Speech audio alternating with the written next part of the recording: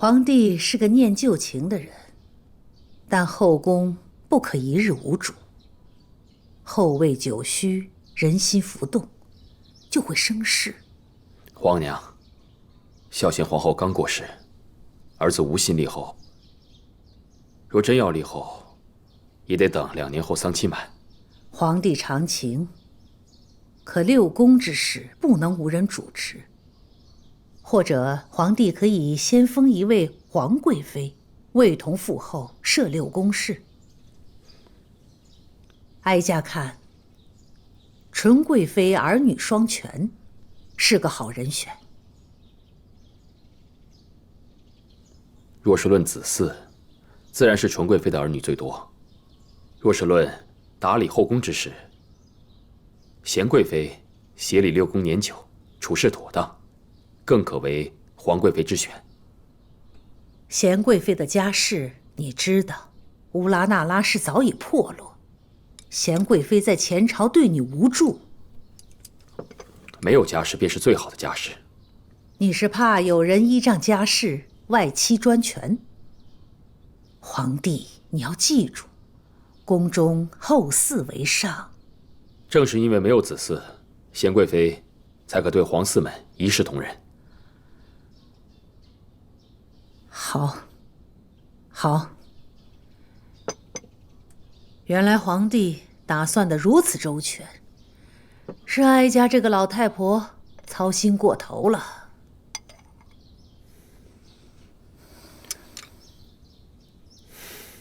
皇娘，您为儿子操心，儿子都明白。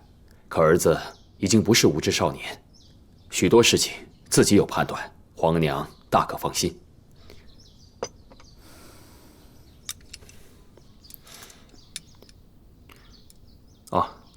皇娘，还有一事。大金川沙罗奔近来屡生事端，儿子派兵镇压，可惜军心涣散，屡战屡败。儿子打算命讷亲为经略，派他前往平定金川战事。讷亲虽熟练军机，但兵法不娴熟，非统军之才，皇帝可要三思啊。讷亲是皇娘的族亲，也是朕的辅政之臣，相信他会为朝廷尽心尽力，成就功业。那好，朝政之事你可把控，但后宫之事，哀家再说一句：没有家世、没有子嗣的皇后，会当得非常辛苦。皇娘，若是贤贵妃不能够克服辛苦，也就是她无能。就像讷亲一般，儿子给了她立功扬名的机会，她若不能平定大患，也是她无能。前朝还有事，儿子先行告退。先去忙吧。恭送皇上。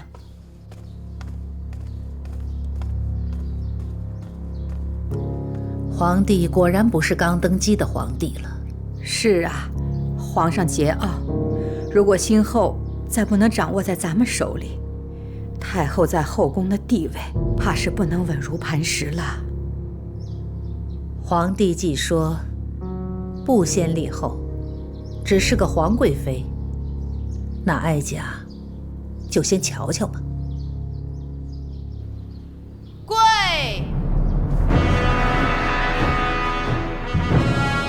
宣策！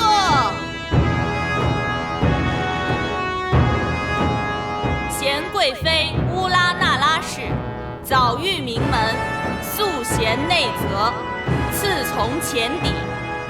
兹养成皇太后慈玉，以册宝封为皇贵妃，设6宫事。嘉妃金氏晋为嘉贵妃，协理6宫。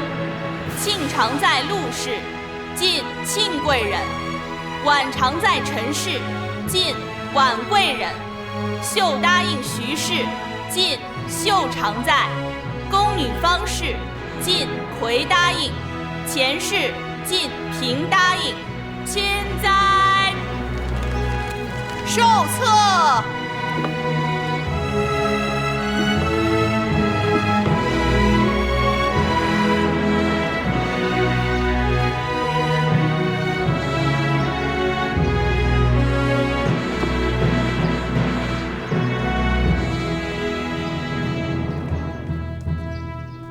行礼。谢皇上隆恩。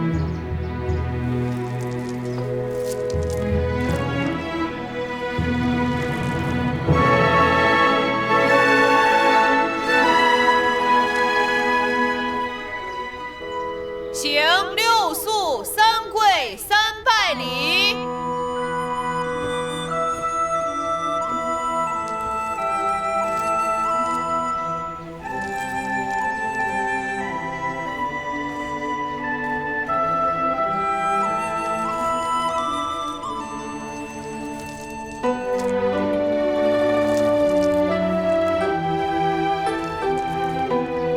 礼成。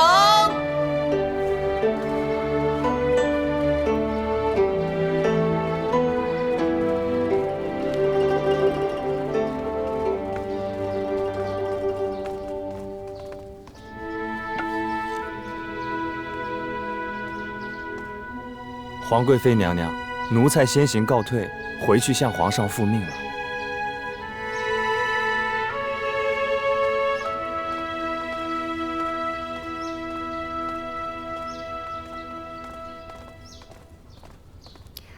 天气炎热，想必大家也都累了，不如到里屋宽坐。本宫准备了冰镇的杏仁饮。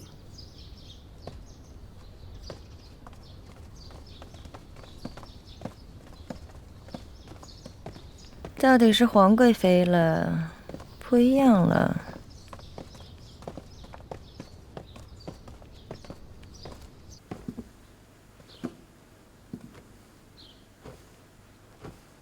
都坐吧。谢皇贵妃。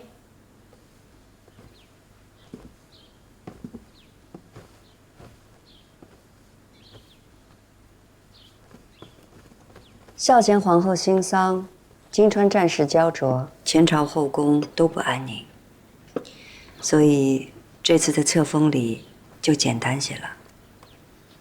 皇贵妃能操持成这样，也是不容易了呢。皇贵妃辛苦了。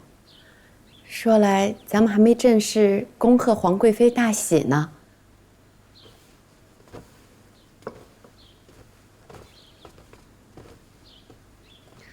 嘉贵妃快要生产了，就免了吧。谢皇贵妃了。恭贺皇贵妃大喜。大家都是侍奉皇上的人，不要因为名分耽搁了情谊，都起来吧。多谢皇贵妃。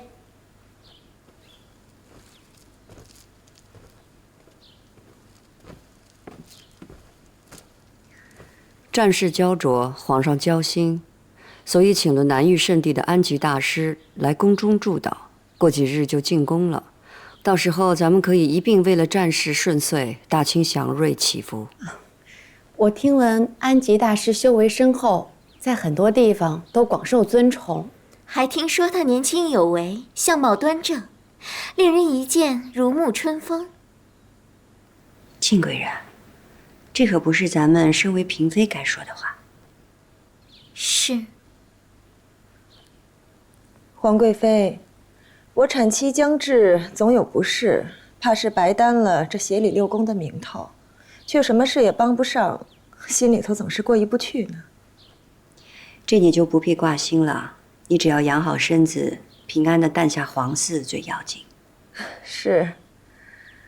太医说我怀的这胎应该又是个男胎，我也一定会平平安安的为皇上再生下一位阿哥的。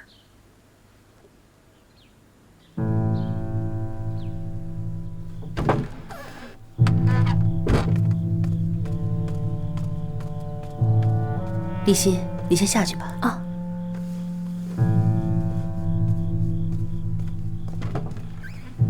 怎么了？刚刚收到消息，老王爷离世，世子顺利继位，已是母族亲王了。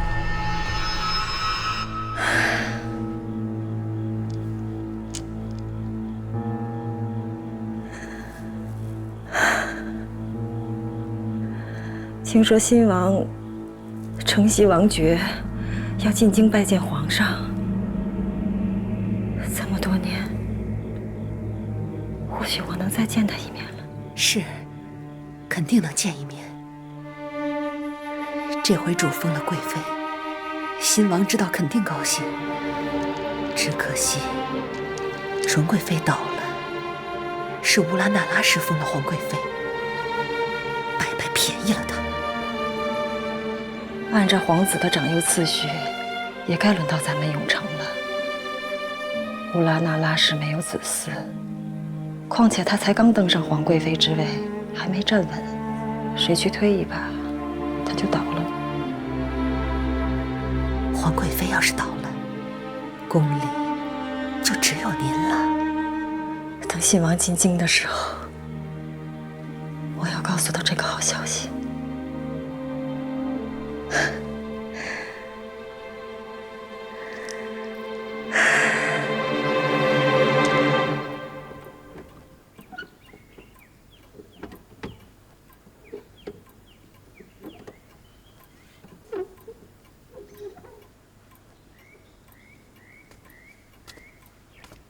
看完折子啦？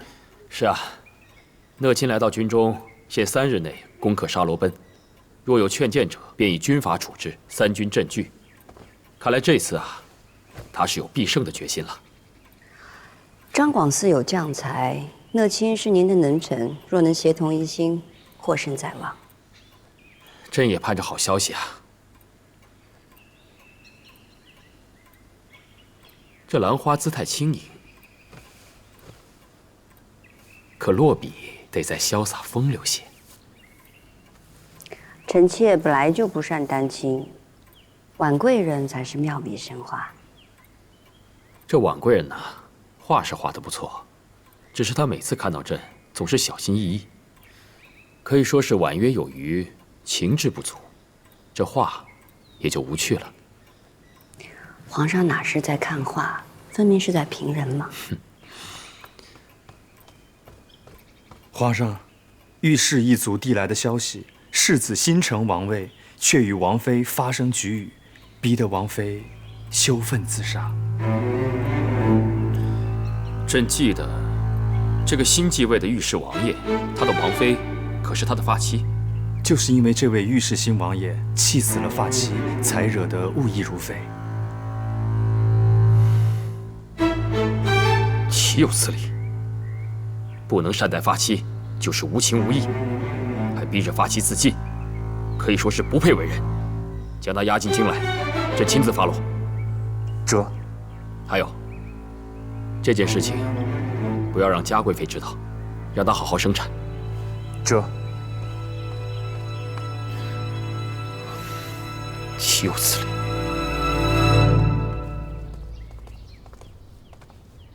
令贵人怎么来了？我是来看望嘉贵妃的。主儿运中疲惫，正歇息呢。令贵人请回吧。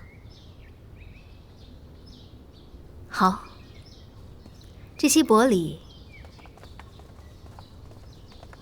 替我转交给嘉贵妃吧。启祥宫不缺这些杂件儿，您客气了。贵人还有别的事儿吗？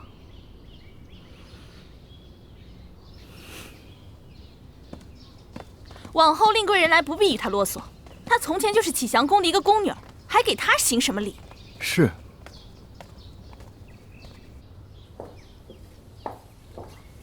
令主，奴才给令贵人请安。金钟公公，请起吧。这大热天的，令主脸色不大好。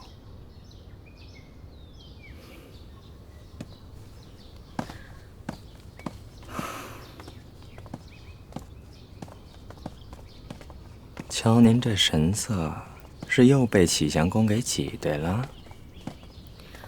想讨好嘉贵妃，连个机会都没有。那是，人家又要生了，您却连个公主都没有。皇上啊，一心都在前朝的战事上，连永寿宫的门都不进了，我能有什么办法呀？没办法也得想办法呀。奴才捧了您上来，可不是看您发愁的。您看人家纯贵妃就知道，恩宠不多不要紧，能生就行啊。哎，可是生孩子这事儿还得您自个儿想办法，除除了您自己，谁都帮不上啊。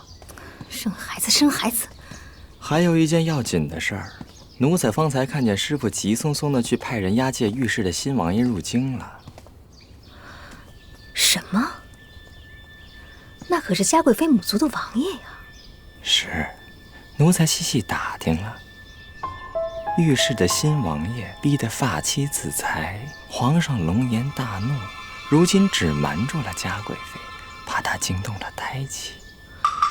哟，可御史王爷被押入京城，这事儿可瞒不住啊。是瞒不住啊，可嘉贵妃要是在临产前知道，令主说会怎么样呢？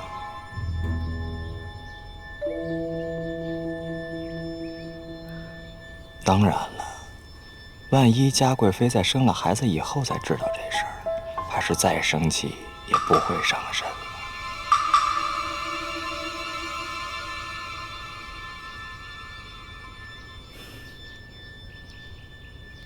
我明白了，这个消息我会好好留着。奴才还得去送糕点，先行告退了。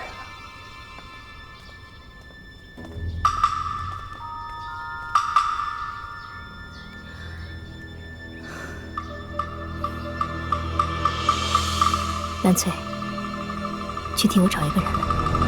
皇上，您终于肯翻牌子了，六宫的主们可都盼着您呢。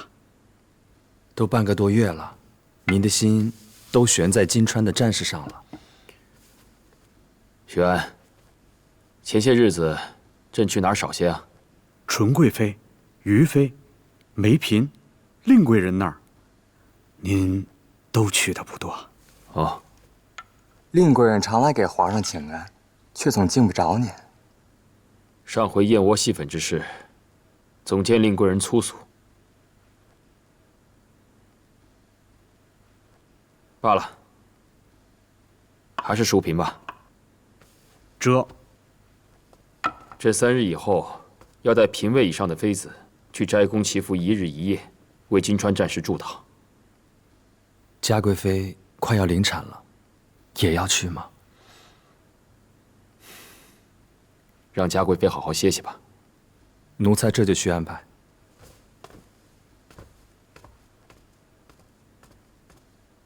赵侍卫，听说您是林大人亲自举荐来坤宁宫，顶替他从前的位置的，您的前途无量啊！嗨，其实我兄弟凌云彻也没什么，就是讲义气。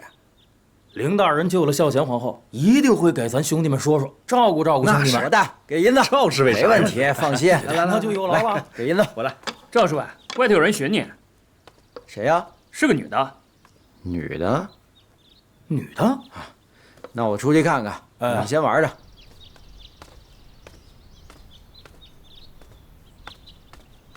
你找我？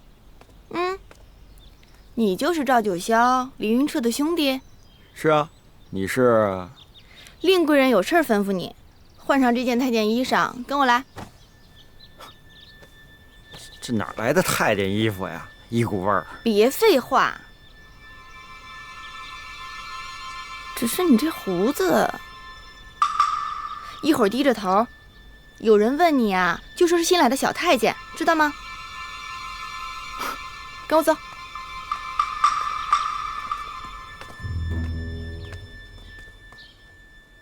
赵侍卫，别乱看。卓儿，赵侍卫来了。请令贵人安。赵大哥别客套，坐下来说话吧。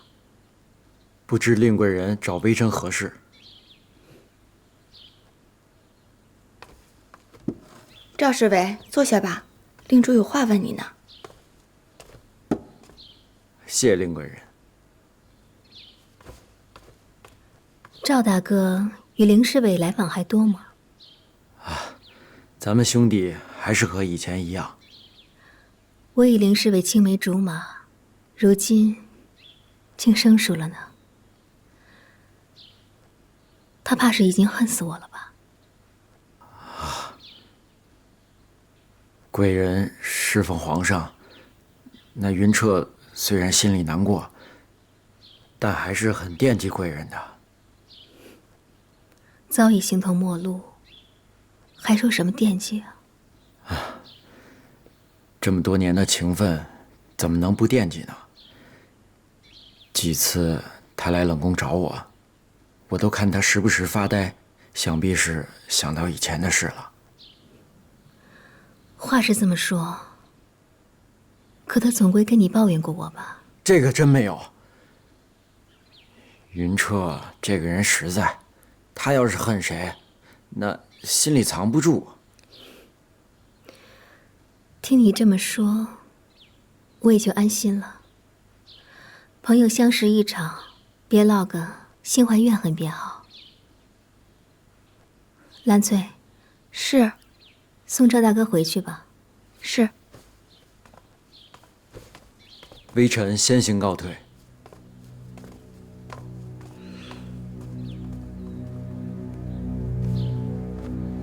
皇上在哪儿呢？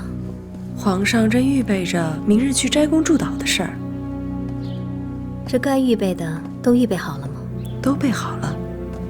只是主儿，想定了的事儿，何必还找这么个人来问？要做好一件事，就要十分有底。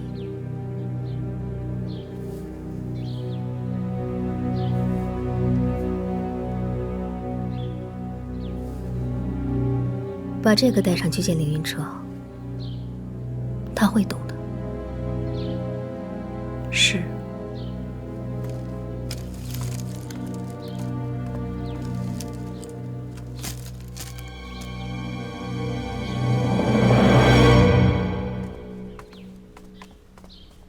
这边直走，就是长街了。哎，姑娘，刚刚辛苦你带路，还没问你高姓芳名呢。本姑娘就是个伺候主的人。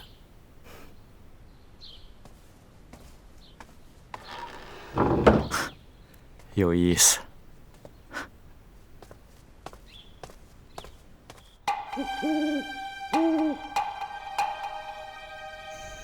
这么晚了，令贵人到底所谓何事？我们主一直饱受嘉贵妃欺辱，实在忍受不了，动了轻生之念。这不奴婢实在没办法，所以想请林大人过来劝慰主。那令贵人现在怎么样了？一直寻死觅活，但幸好奴婢跟兰翠轮流看着，才没出事儿。但是要再这么下去，迟早还是会出事儿的呀。这宫里主最信任的就是林大人您赶紧想想法子，别看着故人轻生出事儿啊。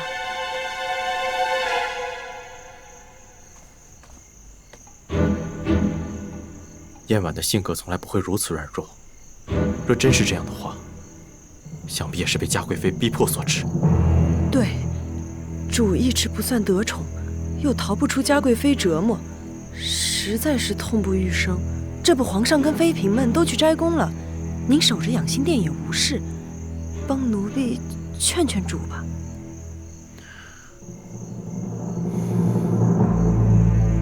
走吧。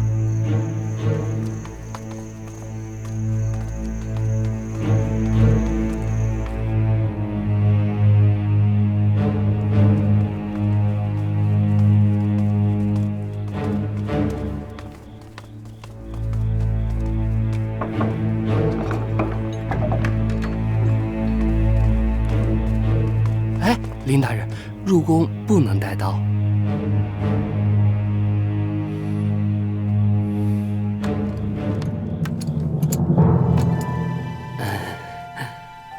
林侍卫，这边请。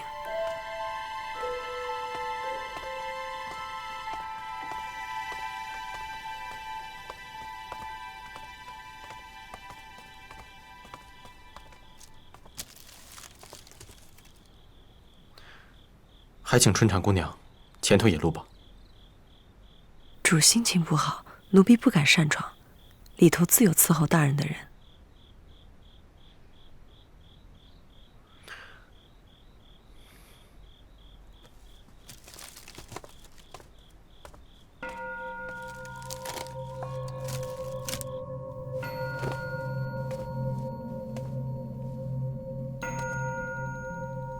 令贵人。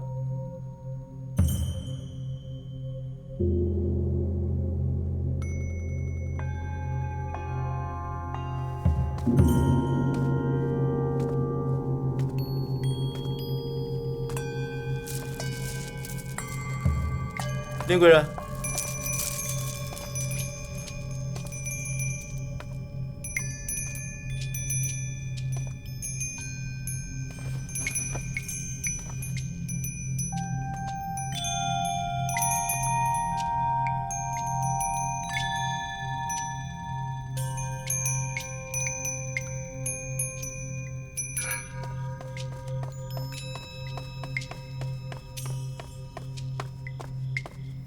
进去了，也不知道那东西管不管用。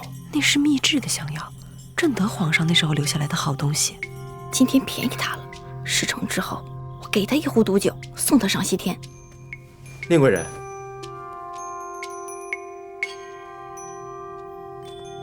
令贵人，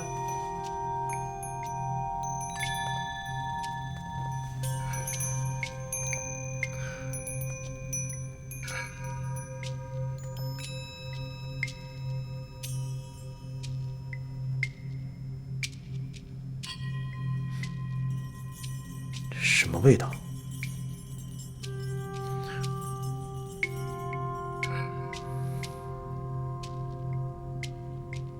令贵人，微臣不便久留，先行告退。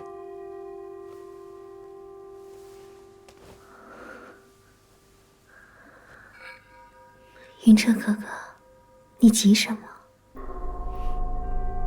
我在这呢。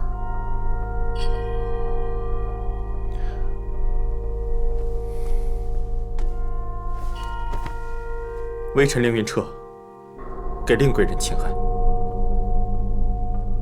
春常跟我说你有轻生的念头，让我来劝劝你。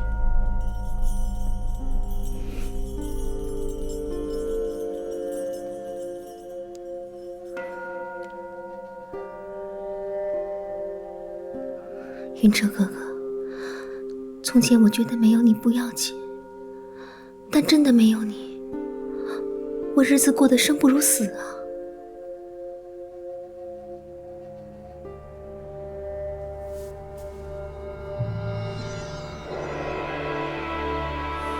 日子怎么过，是你自己选的。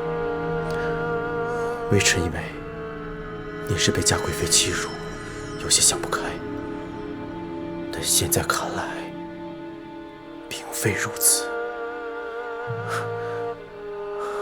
那微臣先走了。云彻哥哥，你别走，你再抱抱我，像从前一样。就算皇上在我身边，但我还是想着你。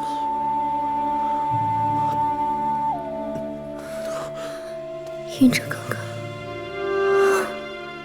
我知道，只有你对我最好。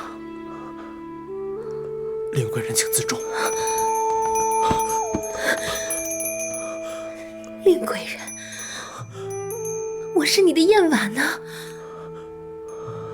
不，燕婉不会如此。我们早该这样。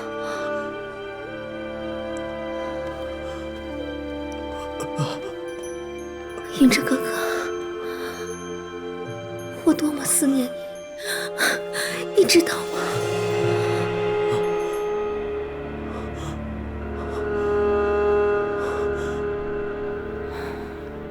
里头是什么情况？不会出什么事儿吧？云彻哥哥，这不是你一直想要的吗？啊！令贵人，令贵人！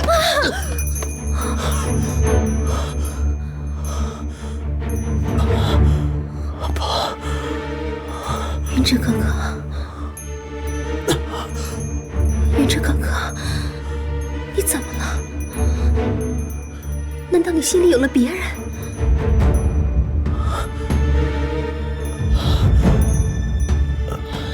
你到底对我做了什么？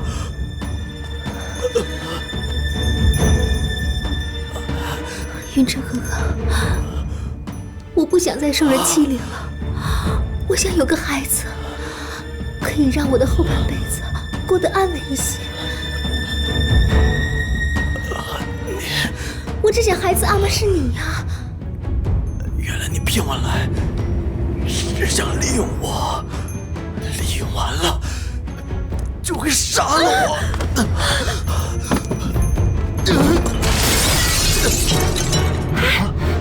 不对劲儿，快走，快去看看。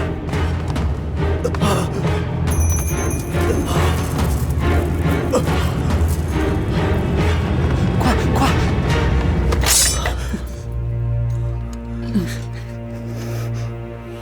让他走吧。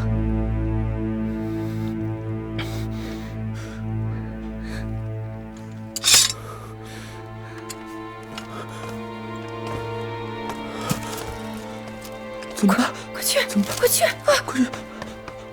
阿竹，林大人怎么走了？他不会说出去吧？咱们必须要把他灭口啊！不会，不会的，我相信他，他是真心待我的。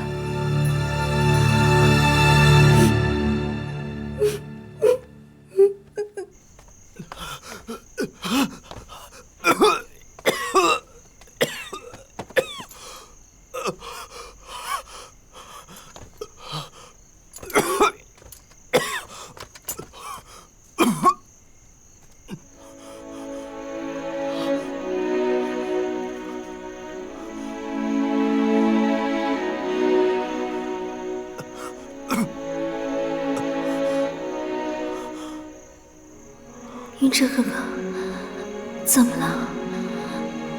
难道你心里有了别人？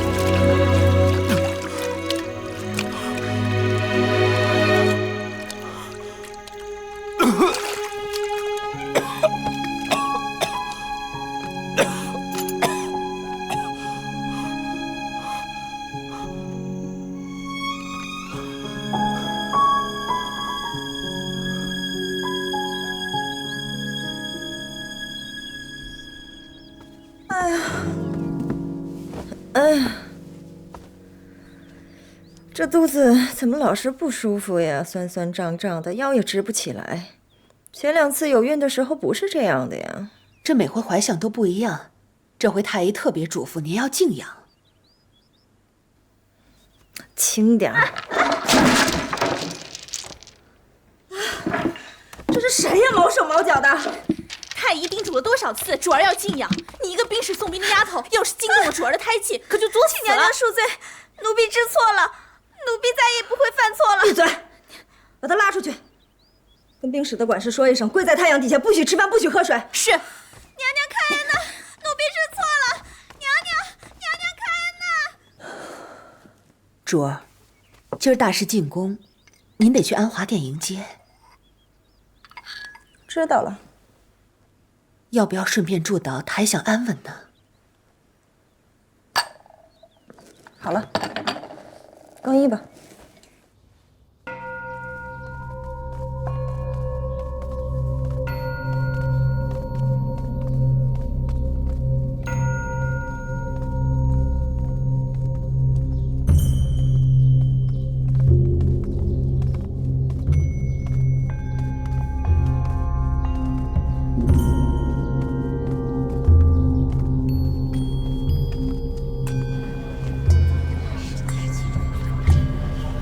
形貌端正，真不愧是大法师啊！大师修行高深，果然是气度不凡。是啊。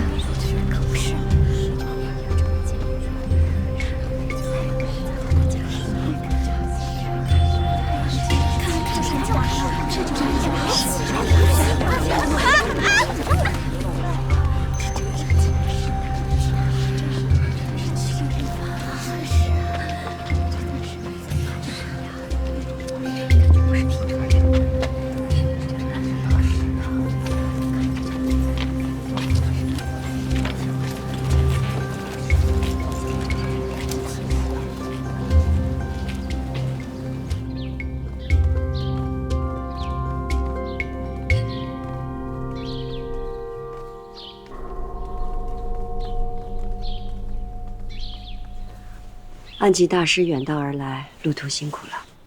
有劳皇贵妃。大师安好。这位是嘉贵妃。嘉贵妃安。金川战事僵持不下，举国不安，皇上也一直郁郁寡欢。能得安吉大师入宫为边地战事祈福，是我大清难得的福祉。兵战有伤天和，我会为战死沙场的将士求得魂魄的安宁。自今日中元节起，一直诵经祈福，直到8月15中秋节。多谢大师。那就请大师和诸位弟子住在安华殿修行助道。多谢皇贵妃。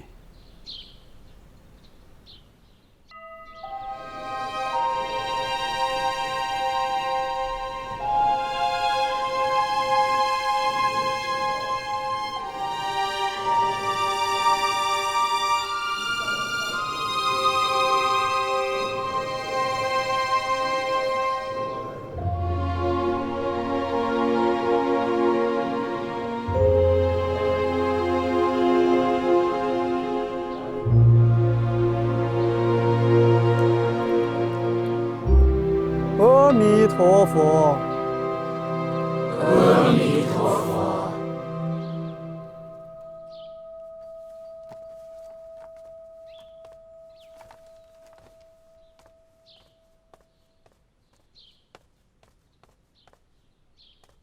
师父，我回禅房准备下次法会的经文。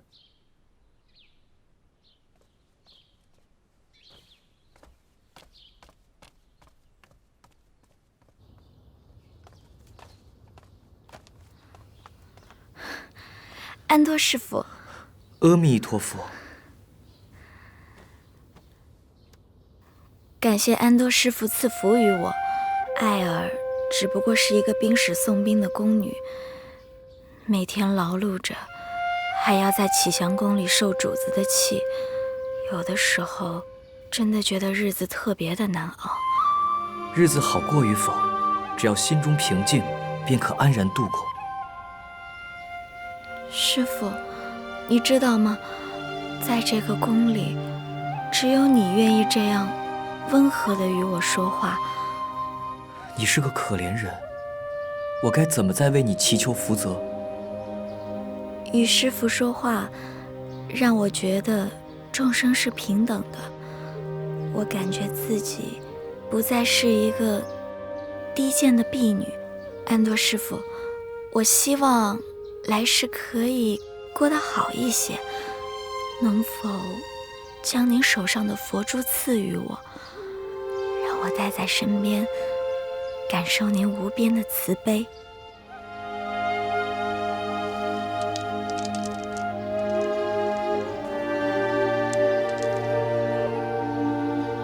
愿他与你平静与福泽。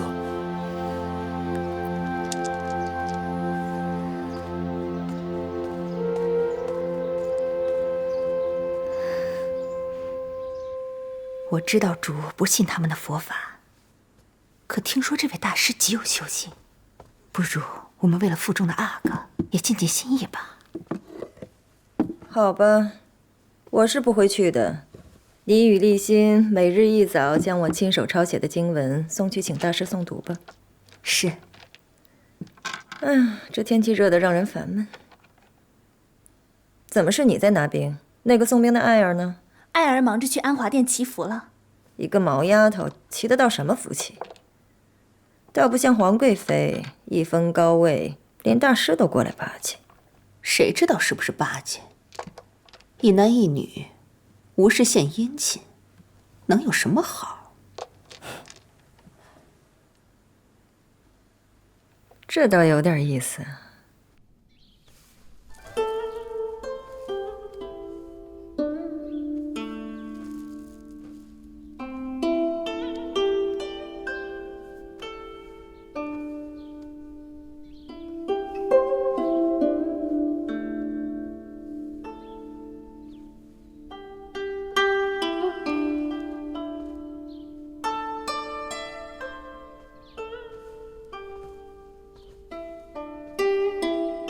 皇上仁心慈爱，苍生倍感恩泽。有皇上此心，此番祝祷一定更见成效。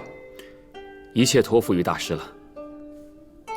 稍后片刻，嫔妃们会将自己抄写的经文送来，请大师诵读。朕前朝还有事，先回养心殿了。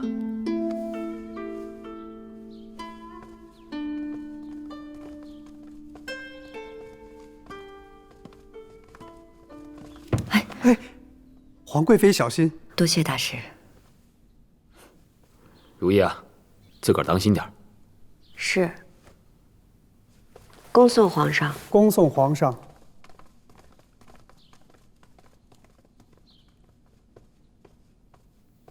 奴婢请皇贵妃娘娘安，请大师安。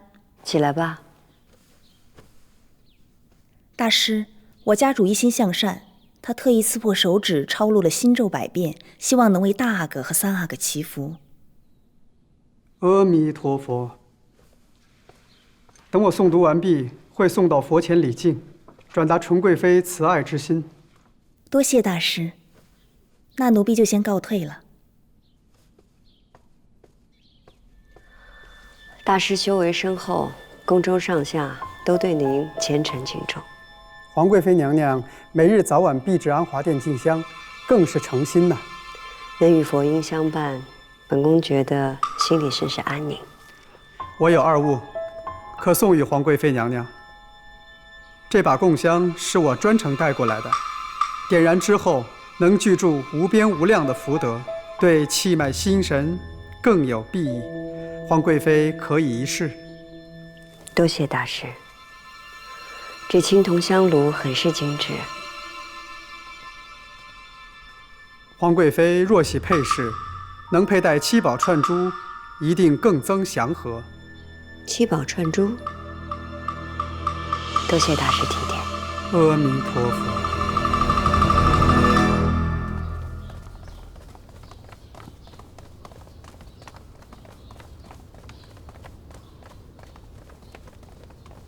停！这些宫女都是往安华殿的吗？是，大师难得入宫，宫里的人们都想听他诵经，得到福报。大师精通佛法，人也长得端正俊逸，宫女们去的都格外勤了。这宫女少见外男，大师虽为出家人，但还是得避嫌。等祝祷完之后，命他早些出宫吧。这，走。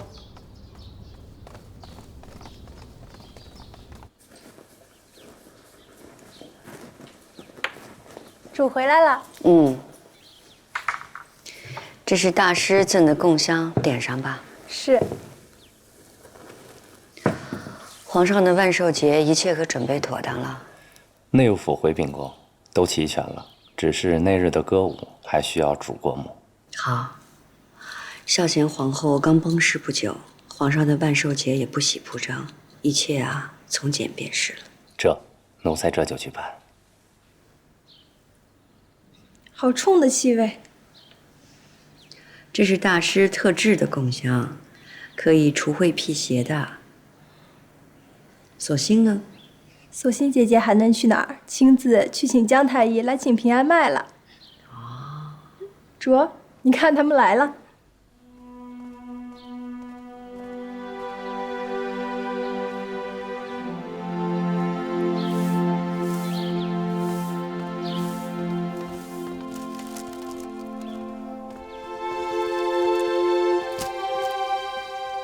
卓，姜太医来了。微臣给皇贵妃娘娘请安。方才看着你们俩进来，两情相悦的，要再不许你们成婚，便是本宫的不是了。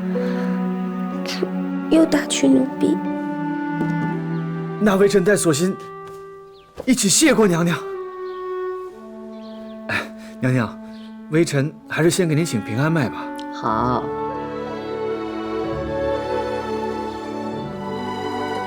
娘娘一切安好。安好便好。唉，只是求子嗣也怕是难了。微臣听说，娘娘最近老去安华殿祈福，与大师颇为相熟。娘娘平日里积福积德，一定会有福报的。就算有了福报，也得先给守信啊。等过了9月之后，孝贤皇后的丧期就过了半年了，本宫就把守信许配给你，你可要好好待她呀。有娘娘这句话，微臣就算再等上10年，也心甘情愿。你能等10年，咱们索性可等不了10年。等你们成了婚，有了孩子，就把孩子多多带到宫里来，做本宫的半个义子，也算是让本宫享了天伦之乐了。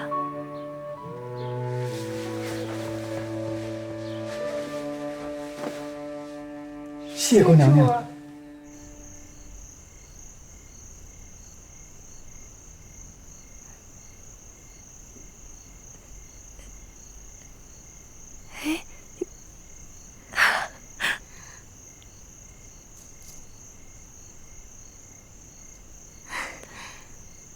皇上雅好风情，不信他不来。嗯。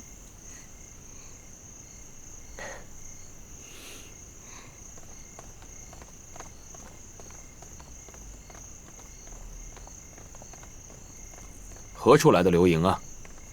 回皇上，像是永寿宫的方向。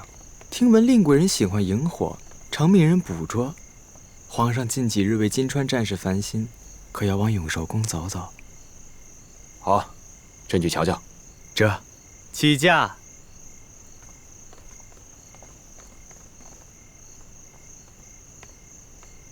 皇上驾到！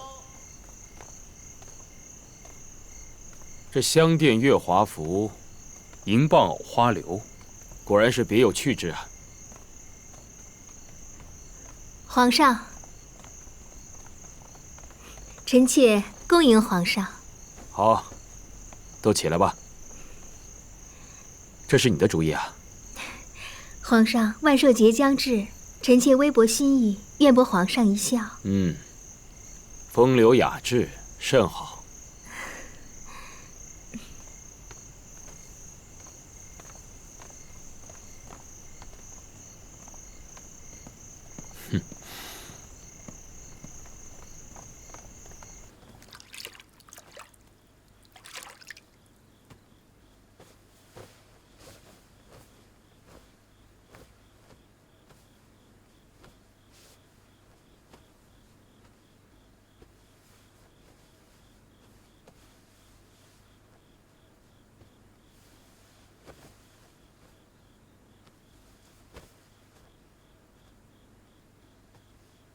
主今夜穿的这件衫子真好看，是内务府新制的颜色吧？皇上爱这翠红色，果然是浓淡相宜，娇而不妖，好看。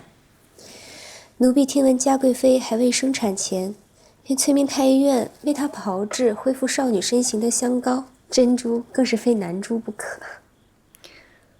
若是皇上允了，有什么不可用的？谁？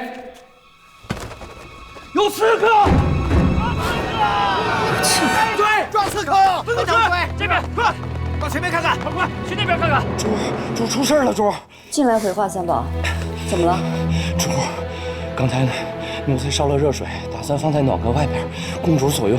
谁知刚经过院子，便看见一个穿着白衣的刺客，吓得奴才就喊了起来。那刺客听见声音以后，就翻前跑了。翊坤宫怎么会有刺客？抓着了没？那刺客跑得快，已经不见了。但是奴才听到外边巡守的侍卫追了过去，但抓没抓到奴才不知道。你赶紧去回禀皇上，再多派些人手彻查翊坤宫和东西六宫，最重要的是护驾。奴才立刻就去。巡守的侍卫经过翊坤宫都是有班次的，并不在这个时辰，怎么会来得这么快？许施主信封了皇贵妃，他们格外殷勤护卫些也是有的。格外殷勤护卫，就更不能让刺客进入翊坤宫了。说的也是。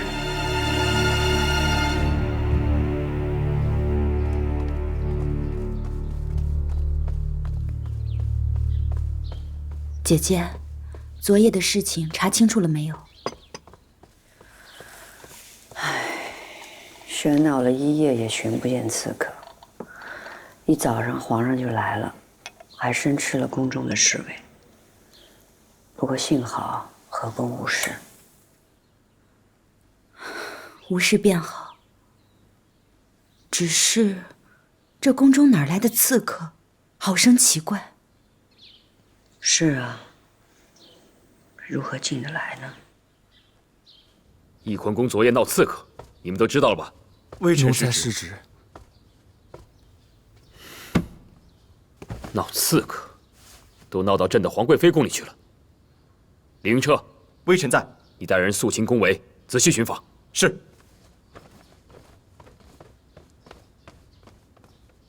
奴婢立心给皇上请安。皇上，主儿请您往启祥宫用膳。知道了。嘉贵妃可觉得好些了？有您陪伴，主儿自然好些。窗户一定关严实了。是。翊坤宫出了一次乱子，断不能有第二次，门禁需格外森严。奴才明白。主儿，李公公来了，请。皇贵妃娘娘安。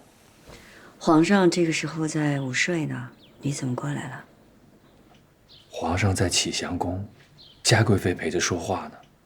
皇上请您立刻过去一趟。哦，过几日就是皇上的万寿节了，本宫正有事儿跟皇上禀报呢。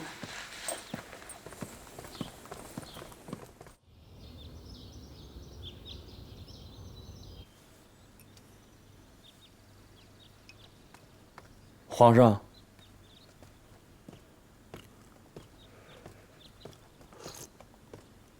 臣妾给皇上请安。坐吧。请皇贵妃安。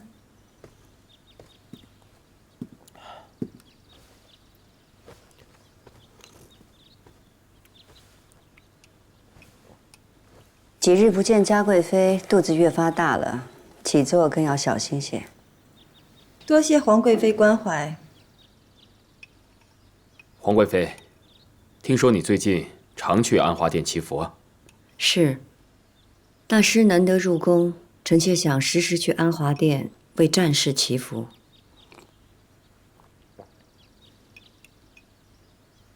皇上，臣妾也为了腹中阿哥平安落地，每日都将臣妾所抄经文拿去安华殿请大师诵读。虽说大师是修行之人，可毕竟也是男子，所以臣妾从未亲自入内。说来，还是皇贵妃比臣妾更加诚挚，晨昏必至，十分虔诚。难怪大师都与皇贵妃极有眼缘，什么供香啊、手串呀，也只送给皇贵妃所用。大师确实赠予本宫一盒供香，至于手串，本宫并未见过。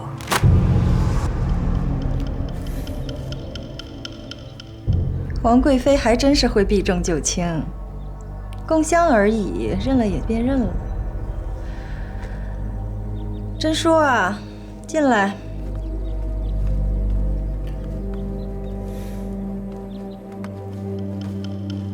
皇上万安，皇贵妃娘娘安。起来。皇上，前几日奴婢奉主之命去安华殿祈福，恰好碰见皇贵妃娘娘与安吉大师举止亲密，窃窃私语。随后，安吉大师将一盒供香、一个青铜香炉交到皇贵妃手上，并将此串手串亲自戴在皇贵妃手腕上，以作定情信。皇上，臣妾并未见过此物，你如何就认定它是定情之物？既是定情之物，又怎会在你手上？真叔只不过是说出所见而已。这个定情之物，是臣妾与这个方胜一起拿到的。朕已经看过了，拿给皇贵妃看便是。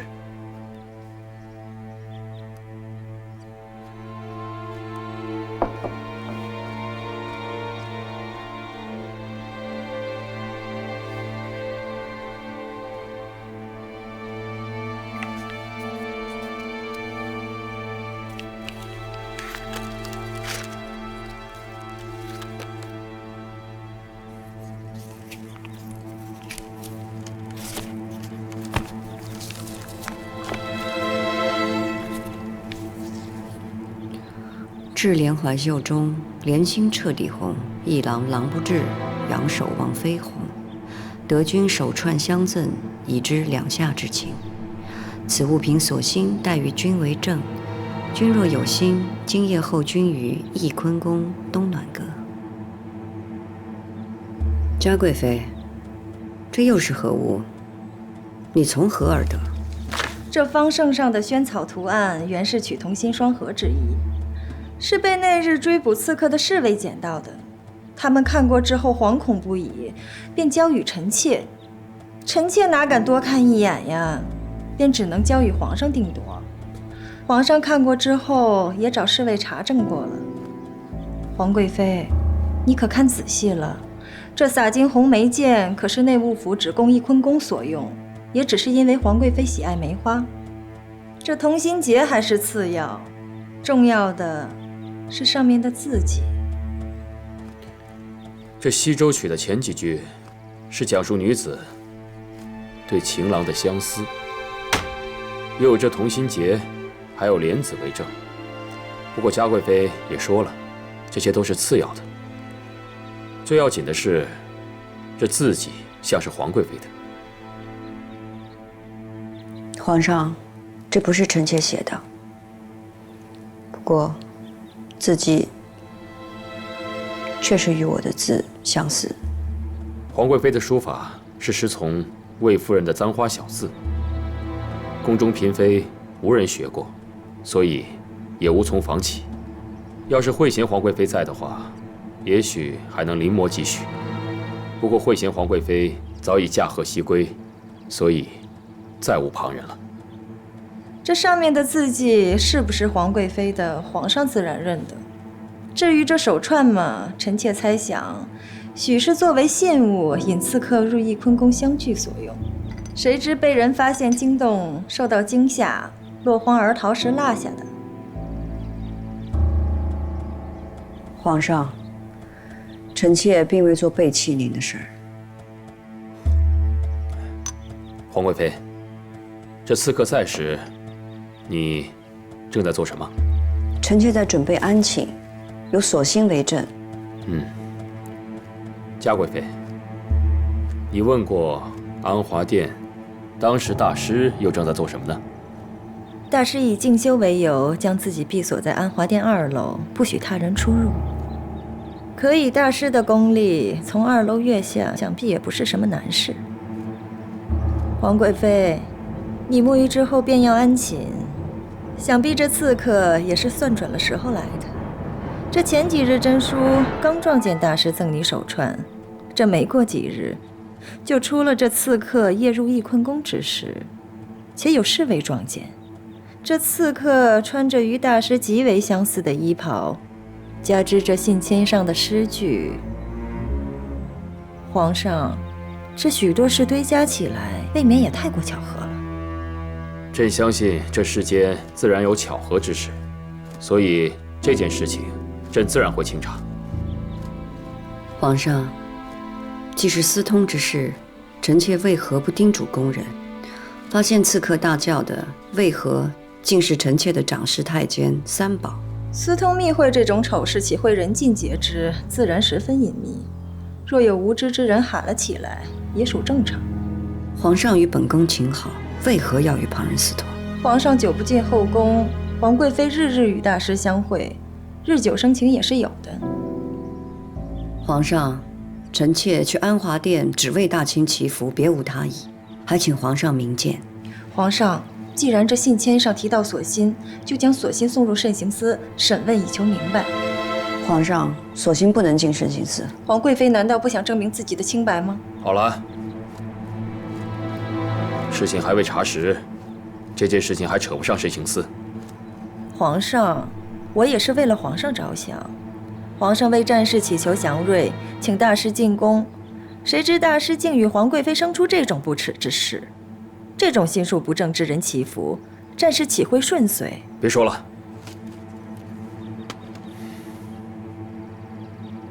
皇贵妃，你先下去歇息吧。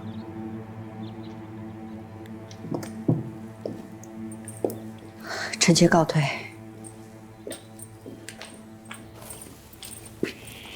主，怎么会发生这种事？本宫哪里会知道？回宫再说。皇贵妃娘娘小心身子要紧，索性小心送娘娘回宫。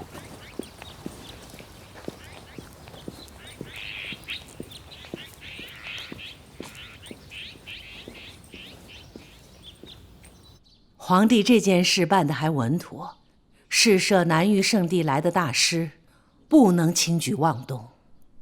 本来请大师入宫，就是为了求战事福祉，儿子不会轻动。傅家，传哀家的旨意，先查查各宫里有什么动静，再留意安华殿人员的出入，不可妄生风波。是。其实，除了皇贵妃有嫌疑，宫中不少宫女也很仰慕大师。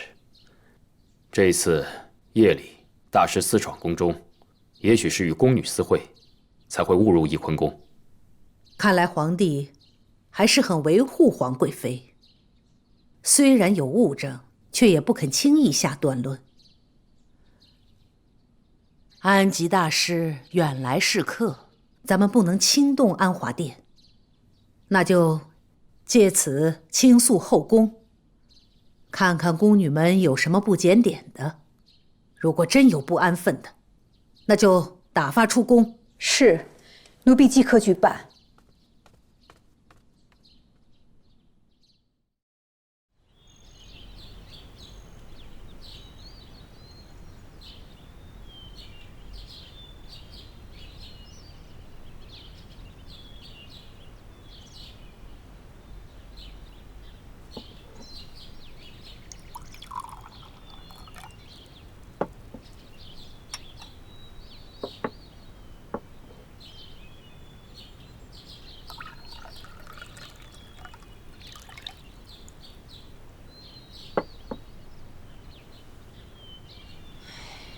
这是非怎么总是跟着咱们呢？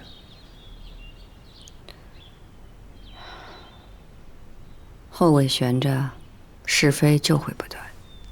也是，像纯贵妃那样的老实人都会去争，更何况是旁的人。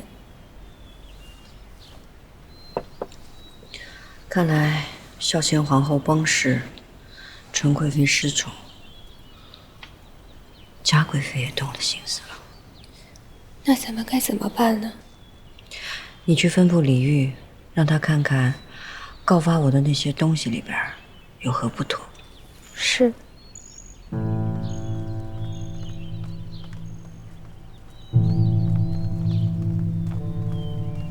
请皇贵妃娘娘安。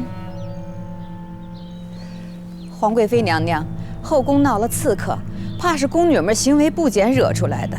太后命奴婢搜查东西6宫，以证清白。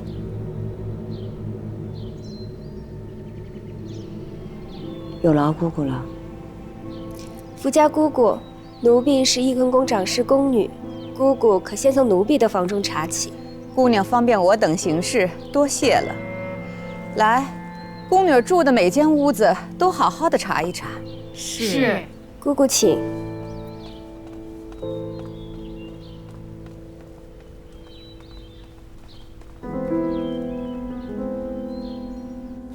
这事你怎么瞧？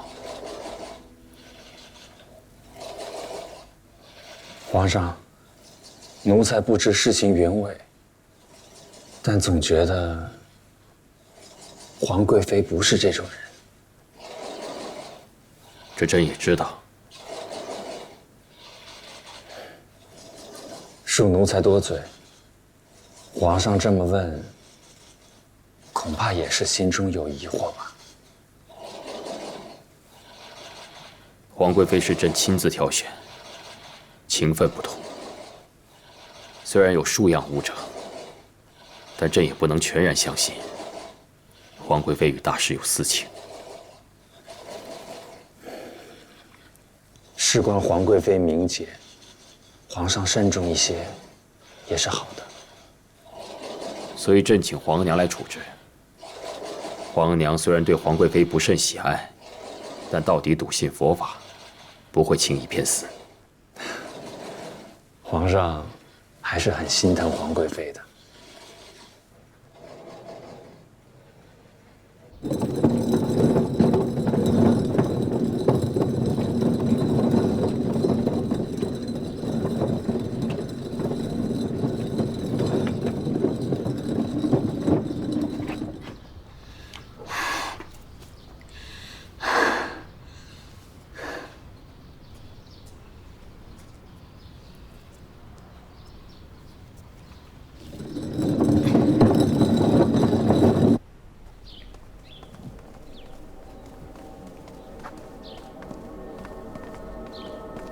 请嘉贵妃安。姑姑何事啊？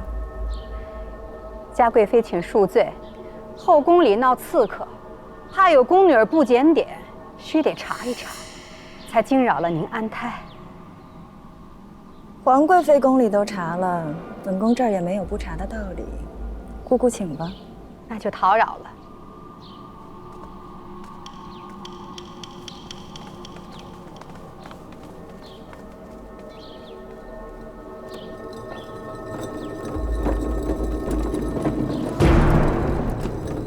站住！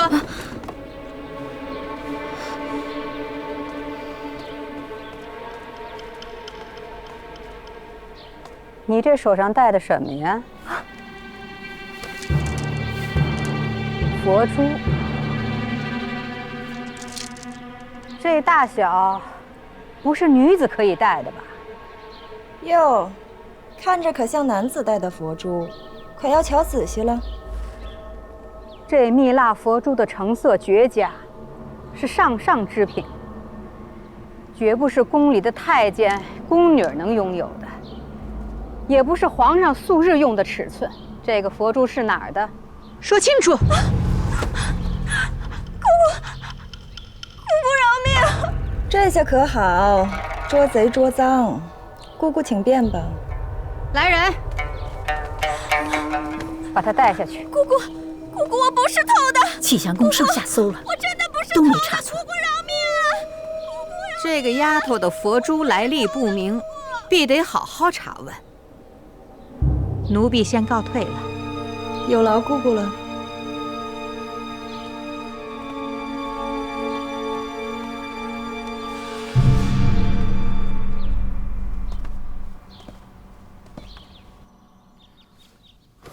皇娘，冰室那位宫女艾儿，查问的怎么样了？是个胆小的，夫家一问就全招了。那佛珠是他向大师的弟子安多求来的，为了给自个儿祈福，日夜带在身上。这男子的佛珠，这样贴身带着，这艾儿实在太不检点。这安多轻易将贴身之物许人，也太过于轻率。会不会，这安多才是夜闯翊坤宫之人？那夜安多在安华殿守灯，好多人都瞧见的。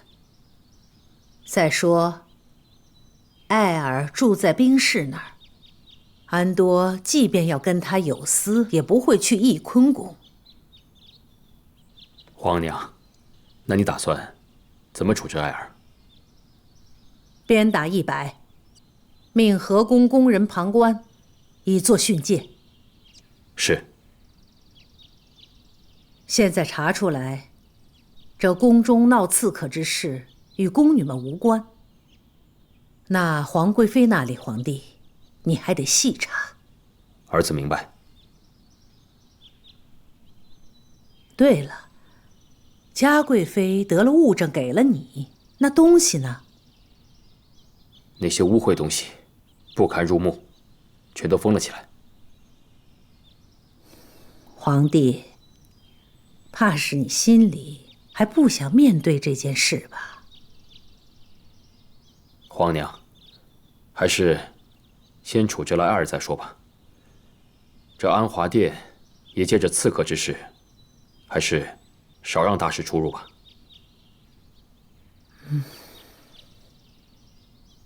也好。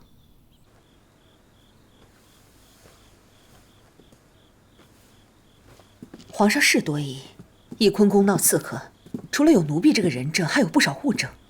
可皇上并非全然相信，主这步是不是走得急了些？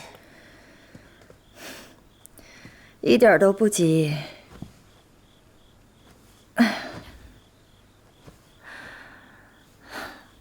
世子已顺利继位王爷，我离后位也只差一步之遥。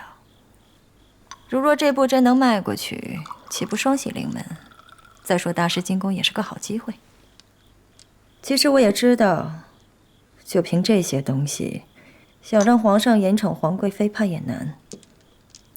可你要知道，要成为一个皇后，最要紧的是什么？是名誉清白。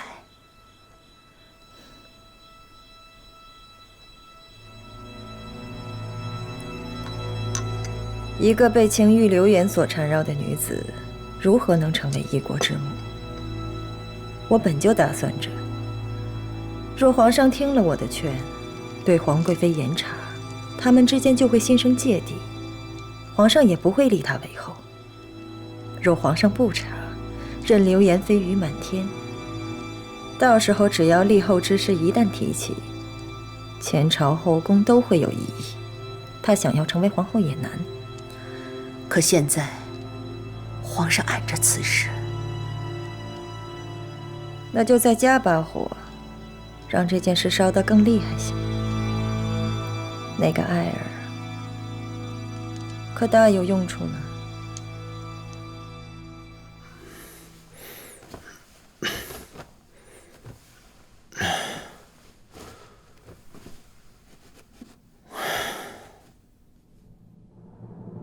皇贵妃小心！皇上久不进后宫，皇贵妃日日与大师相会，日久生情也是有的。皇上，臣妾并未做背弃您的事儿。臣妾去安华殿只为大清祈福，别无他意，还请皇上明鉴。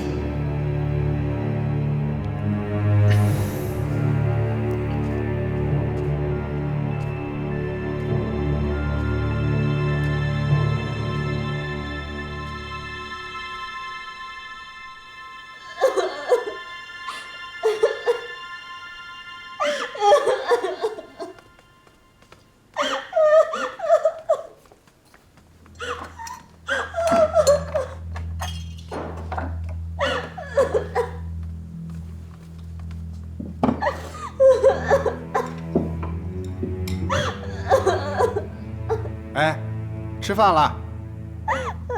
说你呢，吃饭了。我的佛珠呢？什么时候能还给我？哎呀，这个时候你还惦记着你那佛珠呢？能保住小命就不错了。哎，你想想看，这100鞭子抽下去，你能不能活命，还得两说呢。我能不能活命有什么要紧？我无亲无故的，在这个宫里，只有安陀大师对我好，他可怜我，我不能害了他呀。安陀大师没事吧？安多大师可被你害惨了。你想一想，你就要了一串佛珠保留着，就得挨100鞭子。那安多大师呢？虽然说皇上和太后现在还没有处置他，那是看在他还是大师的份上。但有一天他出了皇城门，那可就说不准了。哎，你说你是不是害了人家？我这辈子到头来就是一死，可是我不能害了安多大师呀。不过呢，不是没有一点办法啊。哎，我给你出个法子，或许能够让他们顾不上安多大师，也许就留了他的命。什么法子？你听着，我跟你说啊。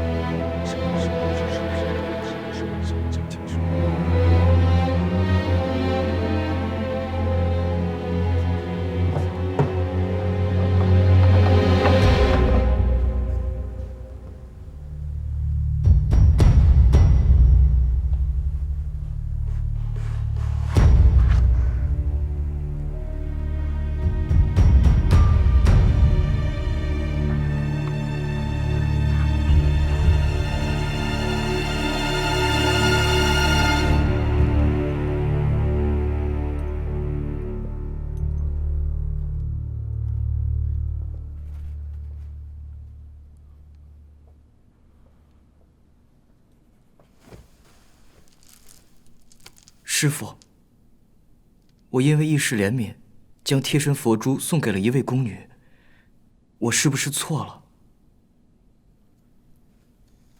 你送给她的时候，心里想的是什么？我看她楚楚可怜，希望她得到我佛的福泽，得到内心的平静。你并无私心，何来有错？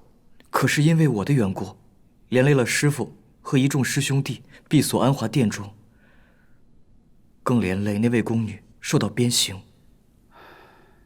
闭锁安华殿内不是因为你，而是因为我。至于那位无辜受责的宫女，我们一起为她祝祷吧。是，师父。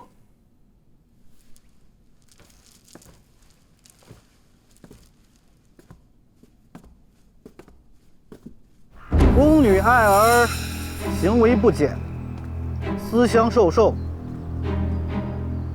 奉太后之命，鞭打100，以儆效尤。行行。哎，这爱儿真是可怜，不就要了一串佛珠吗？我不过只收了一串佛珠，祈求福祉并无大错。安多大师更是无辜，哪里比得上皇贵妃？胡闹！居然让一个宫女在大庭广众之下喊出这样的话，实在失礼。都怪奴婢无能。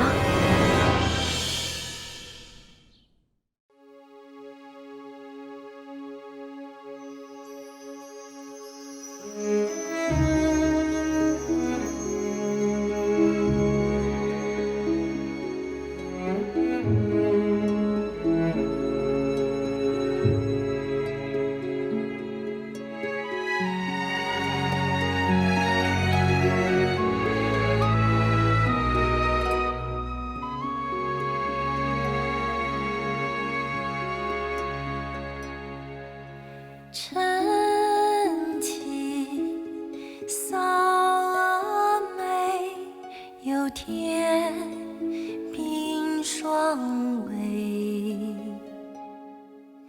轻抚枕畔泪，方知旧梦回。年年初心，只为听泪，从来心无悔。